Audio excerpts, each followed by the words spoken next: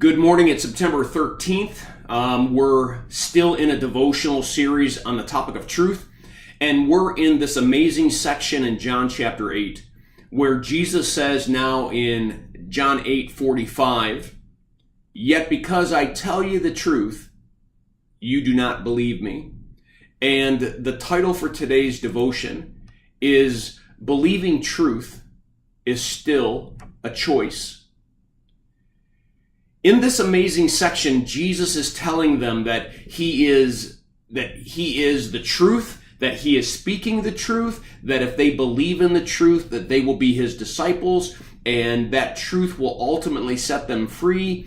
And they are reeling, they are fighting, they are arguing with Jesus. And finally, Jesus says to them, "I do not understand why you can't hear what I'm saying.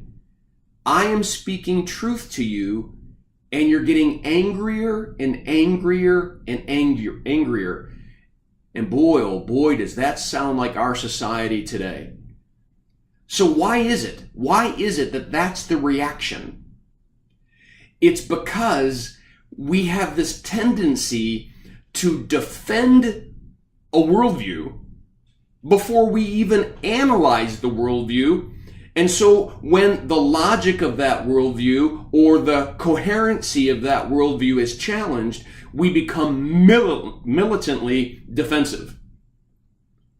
And I think Jesus is trying to tell us, especially now in the 21st century, what if we just became more civil, number one, but two, before you militantly defend a position, analyze the position. Can your worldview truly be lived out if you extend the principles over time and over society? Is it coherent? Is it logically consistent? Does it make sense? Will it work? Does it sound good in a vacuum, but in real life it'll never work out? Well, then it can't be true. I mean, one of the things that we have to realize is that truth is truth. And the enemy speaks lies.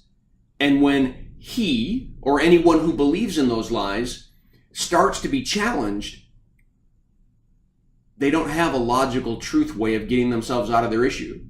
So what they do, they become angry, just like they did with Jesus.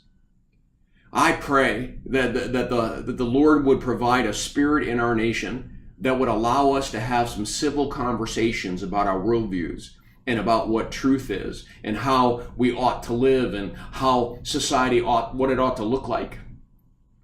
Well, at any rate, I just pray that this devotion is a blessing to you. I encourage you to read the devotion that's attached and have a firmly rooted day.